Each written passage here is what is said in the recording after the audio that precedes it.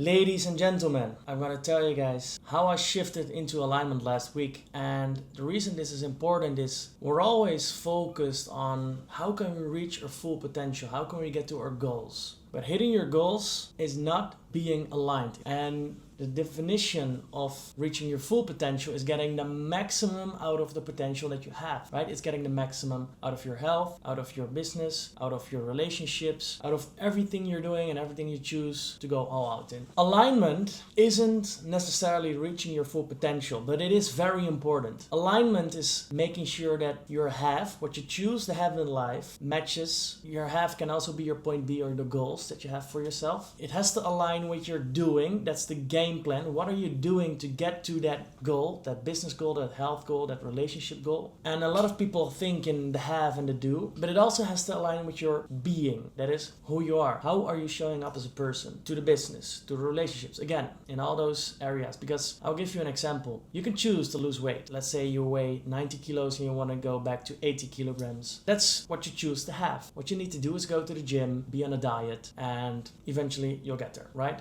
That's the game plan. That's what do you need to do? Train X amount of times, eat X amount of calories. You can make it very specific. But if you are not the person that is consistent, if you are not the person that is a man of his word, he doesn't follow through on his or her commitments, then you will not do the doing right. You will not create the have. You will not create the 80 kilograms. Makes sense. Not too difficult. It's not rocket science. But here's what I realized last week again, and it fell a little bit deeper, and that is you also need to align your wiring. And your wiring, this is something I made up. Some people call it your blueprint, your DNA, whatever. It's the way you're wired as a person. This is reflected in your personality type. But there are some things you need to take into account because some people are just extroverts. And extroverts tend to do very well in sales because they can speak to a lot of people. And some people are more introvert, as I am naturally. And the reason this is important is you need to know who you are. You need to understand your point A. Because if you don't, things might happen like in this example that I'm going to give you. Because last week, I had a rough week. And it started last week, Monday. I had a lot of resistance. A meeting, an introduction meeting with a guy. I completely messed the meeting up. Said the total wrong stuff. There was no connection. And once later that day, I reflected on the meeting. I was like, why the heck didn't I just say what I needed to say? I know what I need to say. I know who I need to be. But something was not sitting right. Throughout that week, you have some resistance. You have some discomfort. And you just need to push through it. The longer it stays, the more I started thinking about where is this coming from and what's happening, because my conversations aren't hitting as they should hit. I didn't hit my sales targets. Everything was off. That was the right word. It was off. And it got to the point where it was Friday afternoon and I was so tired I couldn't do anything anymore. I couldn't work. I was drained. I was tired. I also felt a little bit emotional and I just didn't know what was happening. But I knew that I was on the verge of a breakthrough. What I started realizing is that I had a lot of resistance in my body on actually working, on actually being turned on, just being focused, being tuned in on my work, working on the mission, working on the goal. One of the things in my vision was getting 18 one-on-one clients. To get to these 18 one-on-one clients, I need to do certain actions. I need to do a certain doing. But what I noticed is my being wasn't the right being that I needed to be to do the doing in the right way and to create the haves. And once I started reflecting more on it, I was like, why do I have so much resistance on the work? It's because the doing and the have did not align with my being, but especially my wiring. I'm not the type of person that is built to hang in the phones all day and to call people, to cold call people. It wasn't necessarily that I had to do that. There was more high output, high energy work that I needed to do to create my vision, to get to these 18 one-on-one clients, to eventually,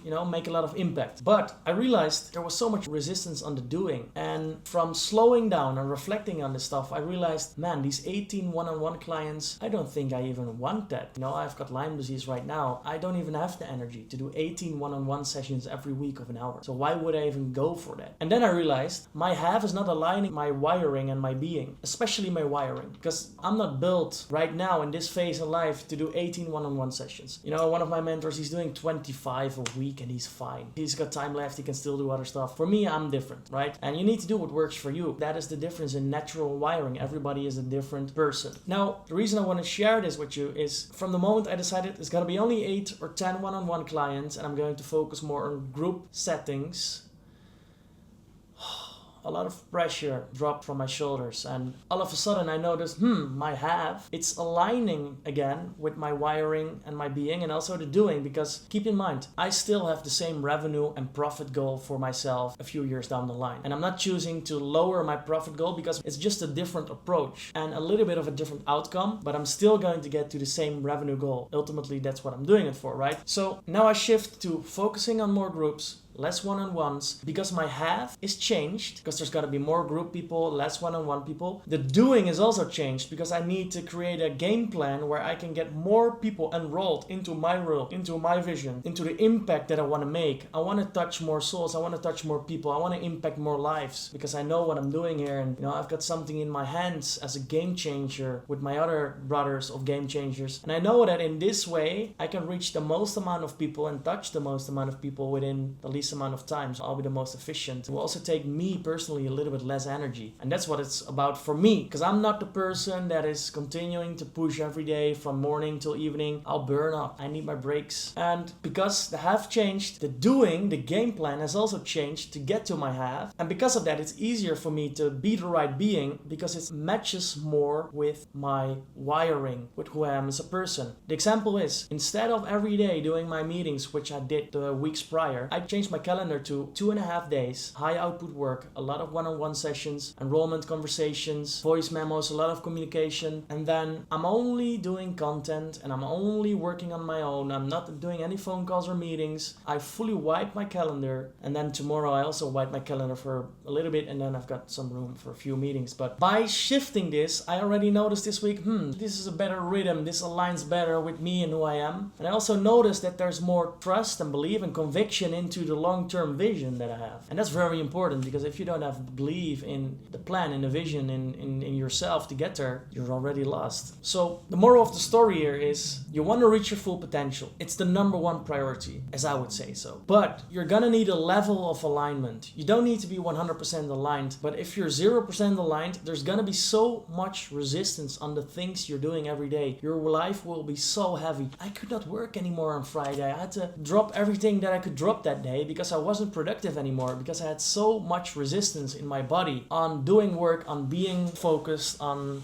being turned on. And another lesson that I also took away from this is, listen to your body. And yes, when your body says I'm tired, you not always have to quit, but sometimes there are moments you should listen to yourself, to your body, not to what your brain is saying, to your body. If you're getting sick, body is aching, the reason it's aching is because it's a sign you need to recover. It needs more attention or focus. Very valuable lesson, because I already know that this is the definition of alignment, where your whole week, your calendar, and everything you're doing is more aligned. I can go into the nitty-gritty of wiring, but I want to stay away from that stuff, because that's more for my one-on-one clients, because it's a little bit more deeper and advanced, and a lot of people can get lost in it. But the have is aligning with the doing is aligning with who I need to be, because I can be, for 2.5 days, I can be the person that is speaking, high energy, pushing it, killing it. Wow, I love to be that person, but I know I cannot do that 5 or 7 days a week. 2.5 is more than enough for me. Give me another 2 days of just working on myself alone, just focusing, not really speaking to too many people, and I'm happy. And that is what's working for me. So I'm not saying you should do the same, but what I am saying, or what I want to invite you to, is, if you have resistance, listen to your body. Actually tune in. What is your body saying? And the second thing is, if you look at the have, the doing, the being, and your wiring, where are you noticing that you're not fully aligned? Because where you're not fully aligned, that's the feedback. Do you have resistance on the work you have to do? Don't you have the belief or the conviction you actually want? You're actually going to hit that commitment, that target, that revenue number, the weight loss number? Or is it that you cannot seem to